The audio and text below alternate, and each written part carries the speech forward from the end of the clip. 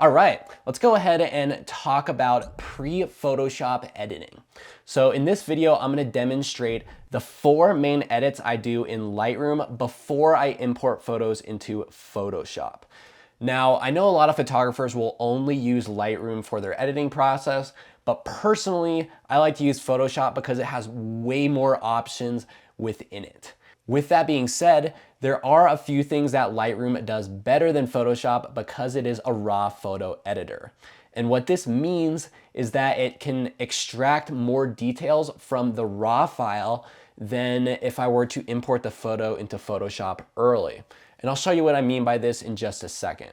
So let's go ahead and use this image right here, which is taken at Skylight Cave in Oregon, and use it as an example. So we're gonna hop over to the develop module, and the first edit out of the 4 that I'm gonna go ahead and do is some basic tone edits. And that's gonna be these 6 different levers right here. So what I'm gonna do is I'm gonna pull up the exposure a little bit, which is gonna brighten up this image, and see how I'm pulling out those colors and details. If I were to just import this right into Photoshop, it'd be much harder to pull out those details. So I'm also gonna move down to contrast and pull that down a little bit so I can pull out even more details in these walls here. The goal here is mainly just to not get any really dark spots where there's just black and I'm losing detail. I just wanna make this a really balanced image right now. So I'm gonna go ahead and decrease these highlights a bit because I don't want it to be too blown out there. Again, I'm gonna pull out these shadows a little bit so I can pull out a little more detail in these cave walls here. And I could always go ahead and darken those later on if I need to. I'm just trying to get as much detail recovered as possible for the Photoshop edit. Whites, I'm gonna pull up a little bit because these help make these little colors pop more. And then blacks, I'm probably just gonna keep just up a little bit just to keep those shadows a bit more. And there we have it. We have a much more balanced image here that's ready for Photoshop. So the second thing that I'm gonna do in Lightroom is the color balance. And that is these top 2 tabs up here. So I can either go more blue with this or more orange with this. And I'm kind of feeling a balance of the middle. I like that light being blue and the walls being orange because it provides a nice contrasting color between those 2. Let's keep it there. And I'm gonna be really gentle with this. And there we go. So I think that's looking pretty good for now. And that wraps up the second thing I'm gonna do in Lightroom. So I'm gonna go ahead and skip all these and move down to the details tab here. And this is where I'm gonna start to do a little bit of noise reduction. And as you can see, I shot this at ISO 160, so there shouldn't be much noise in here anyway. I used a tripod, which helped make it possible to shoot at 160. I had a 5-second exposure here. And, but you know, let's see a little bit. You can see there's a little bit of grain going on in here, a little bit of noise.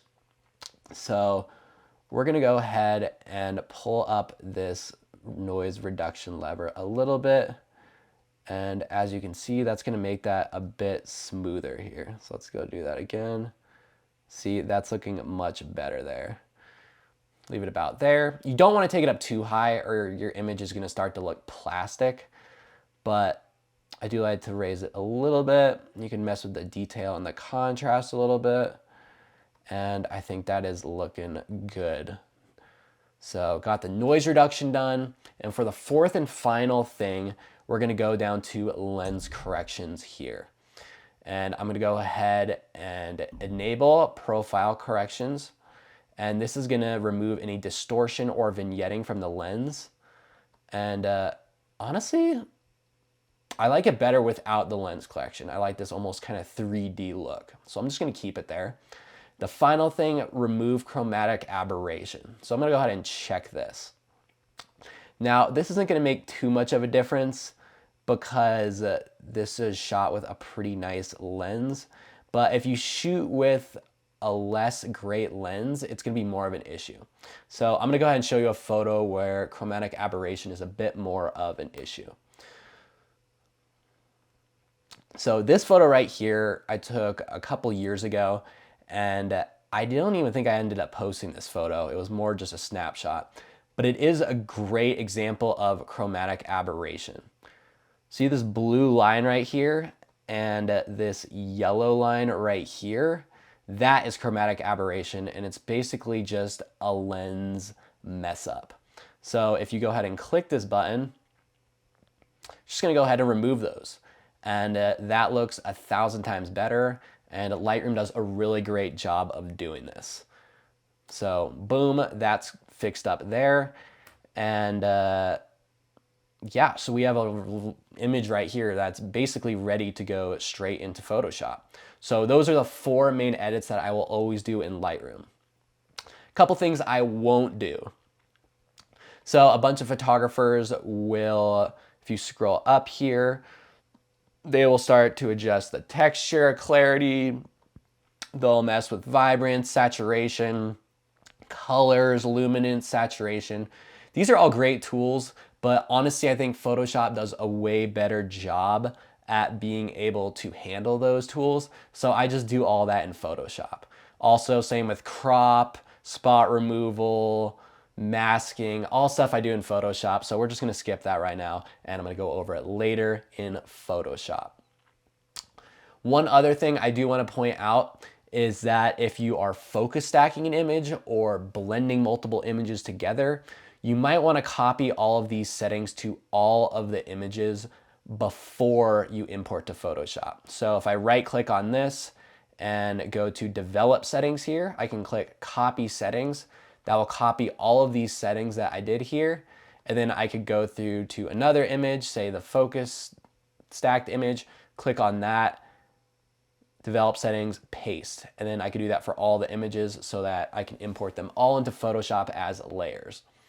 And that's basically it. That's all I do in Lightroom besides the cataloging that I showed you in the other video.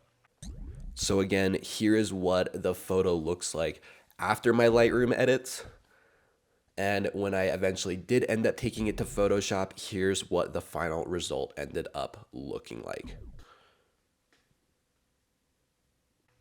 So in my next video, I'm gonna go ahead and show you how I import these into Photoshop and how it saves back and forth between Lightroom. So let's go ahead and jump into that video.